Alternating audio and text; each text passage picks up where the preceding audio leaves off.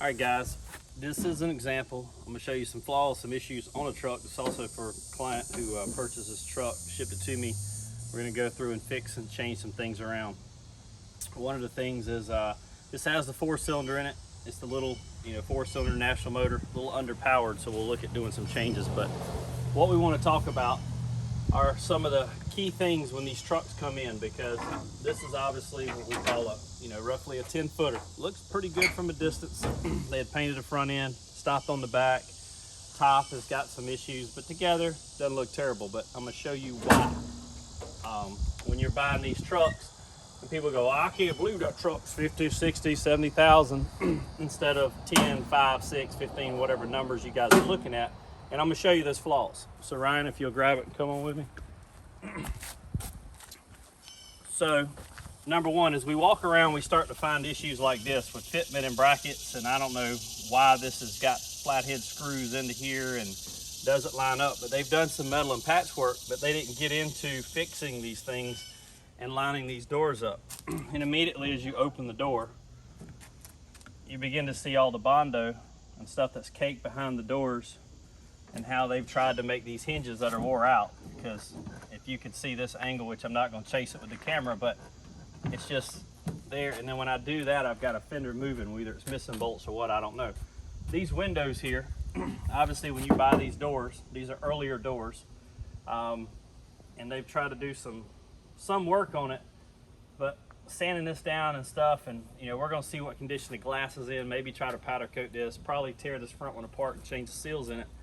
And then as you get into here, you'll notice they primered, like just some old blue tape, and put some primer on here, which means as I look around and see the under paint, just means they kind of scuffed and threw some paint on here, obviously trying to get it together. There's some shims that are really wonky and wore out where the back of this door is flexing, which means I've got to do metal work to fix that. Then we get into here. Well, you can see the holes in the metal work, which this spot here, typically I don't see a lot of rust issues. But this one, there's pinholes here, which means this pillar moves and flexes. A lot of places here. There's rotten stuff in here, which means if a dash in one of these trucks is rotted, that's normally something I kind of look at, because if this in here's rotting, that means that there's a lot of other things going on. So I don't know why or what happened, or maybe this was made years ago and just wasn't treated. Who knows? We'll find out as we tear into this. And I'm gonna document this so you guys can really see it, because I have a lot of questions, a lot of people asking about this. So it's gonna be one of the longer videos as we try to cover most of these items. Obviously they sent all their extra parts, but as you can see, these gaskets are useless. These windows have to be fully rebuilt. Can we do it? Yes. We'll try to perhaps find some parts. I have some here. Things like this thing here where it's just completely destroyed, we're gonna have to rebuild that.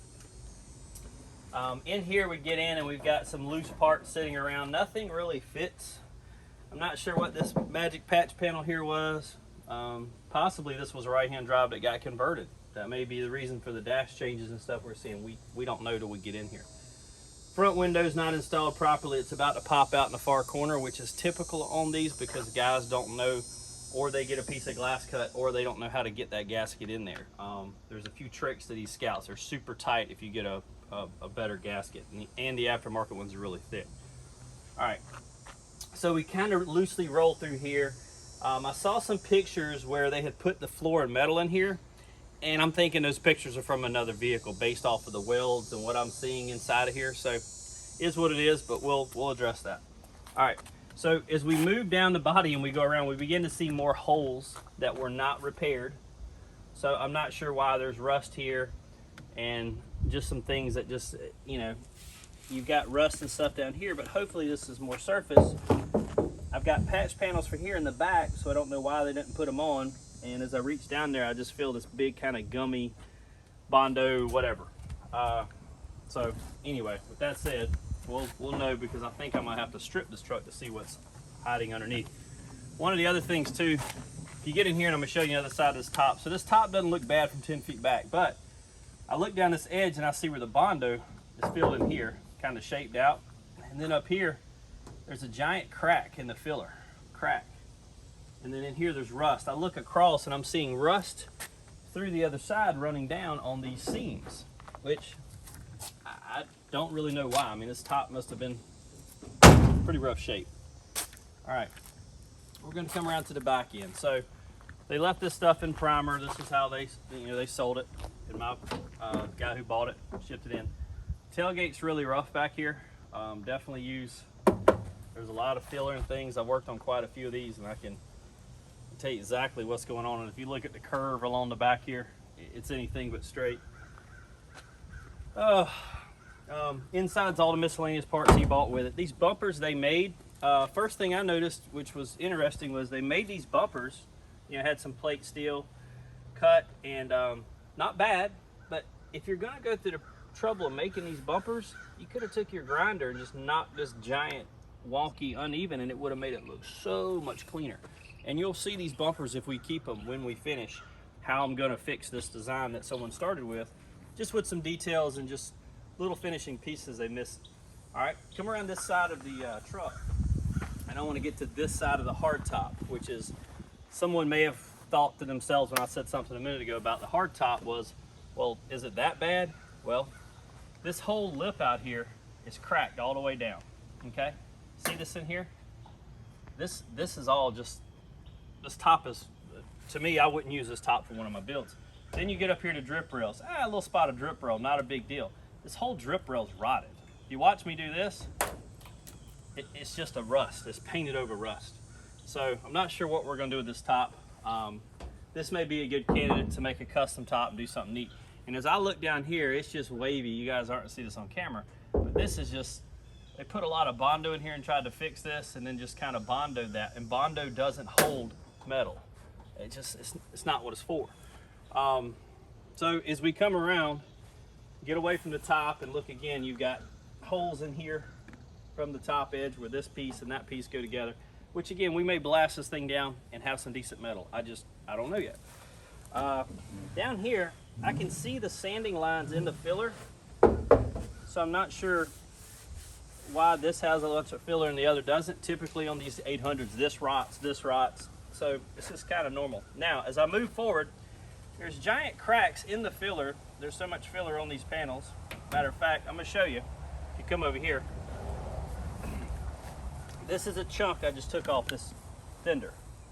And Ryan, if you can get in there, I want you to zoom in and get that. You'll probably be able to see these giant mosquitoes out here. I think they've got their own social security number, so big. But right here, you can see this whole panel is filled. That's my finger, guys. So you can see how deep the Bondo is. No, I didn't do my nails today, but yes, you can see how deep the filler is. And this is the chunk I took off. I mean, this is just an example. So then as we move along the front here,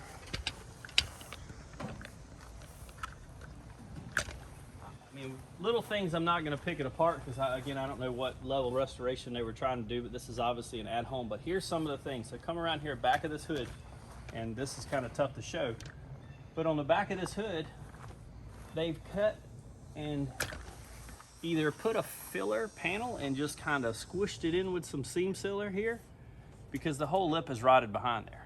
And you can see, if you could look at this from the angle I am, we've got a piece here, they seamed it, there's seam sealer here, and none of this is normal on a Scout. Trust me guys, built quite a few of these if you've seen the website.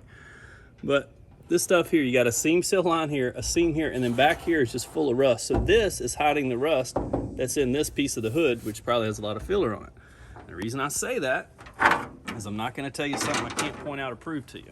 So we come along here to the side of the hood. See the rust below this crack? So that's because this is full of, if I can get my tool out of my pocket, I don't have it with me, but this is just, you can see the split in the filler because they put filler here because the metal was rotted or gone. And this hood, oh my gosh, weighs 20 pounds. So there's a lot of Bondo in here. But again, we'll fix it, we'll get a hood. I may have one upstairs that's in better shape than this.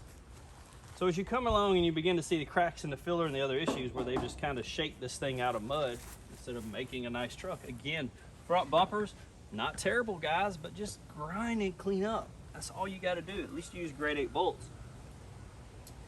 I think this may have been a mechanical build. The mechanic part of it seems to look okay, but again, the body does from 10 feet away as well. Our plan again is to give this thing some power add power steering. It doesn't have it. It supposedly has brake upgrade. We're going to go through the axles, make sure those are put together properly. And DNC, we see they've got a brake system from those guys. Those work great. And that's kind of it. So we'll keep you up to date as we tear into this thing and really see what issues we've got. Try to align those doors, fix those issues, and just see how much mud is in this Bondo baby. And go from there. But it'll be a nice truck when it leaves. We'll fix the issues. Call it a day. Thank you.